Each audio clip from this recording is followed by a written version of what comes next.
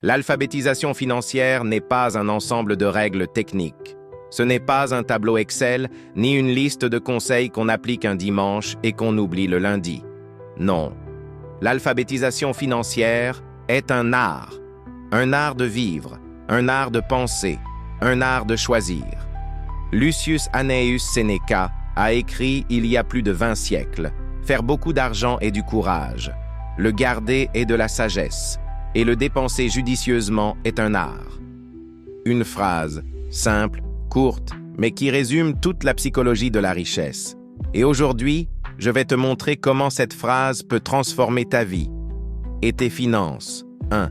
Faire beaucoup d'argent demande du courage. Être riche n'est pas naturel. Gagner beaucoup n'est pas confortable. Il faut du courage pour entreprendre, pour sortir du cadre, pour prendre un risque calculé, pour dire « je veux plus que ce qu'on m'a appris ».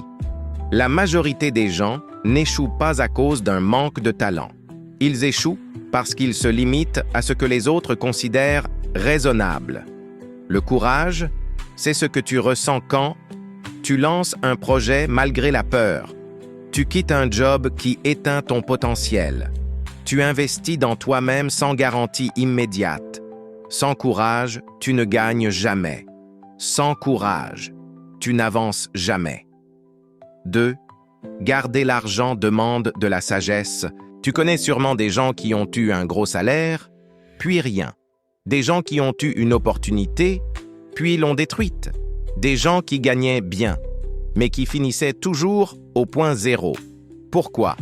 Parce qu'ils savent gagner, mais pas garder. Garder demande de la discipline, de la patience, du contrôle émotionnel. La sagesse, c'est refuser la gratification immédiate. C'est comprendre que l'argent n'est pas fait pour dormir, ni pour disparaître dans les plaisirs instantanés. C'est protéger ton futur contre tes impulsions du moment. 3. Dépenser judicieusement est un art, parce que dépenser n'est pas le problème. Tout le monde dépense, mais seuls les riches dépensent intelligemment. Dépenses inutiles, perte. Dépenses intelligentes, croissance. Les pauvres dépensent pour paraître. La classe moyenne dépense pour se distraire. Les riches dépensent pour progresser.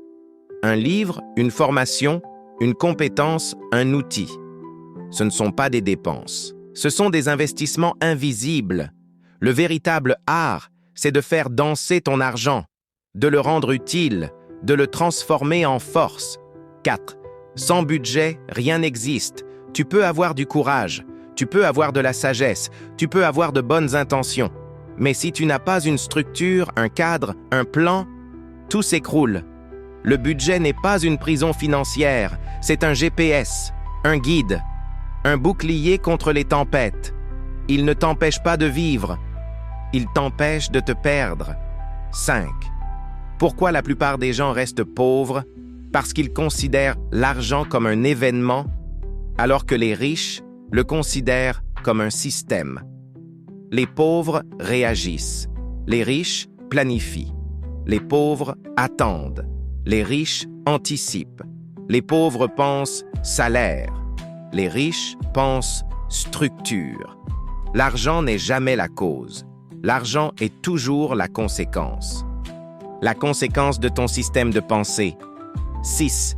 Je t'envoie un sac de courage et de sagesse. Tu n'as pas besoin d'être parfait. Tu n'as pas besoin d'être riche aujourd'hui. Tu n'as pas besoin d'avoir les réponses. Tu as simplement besoin de courage, de la sagesse pour garder ce que tu gagnes, et de l'art pour faire de ton argent un allié. Souviens-toi, le courage te rapproche de l'opportunité. La sagesse te protège des erreurs. L'art de dépenser te construit un futur. Et maintenant, place ton premier pas. Le reste se construira jour après jour.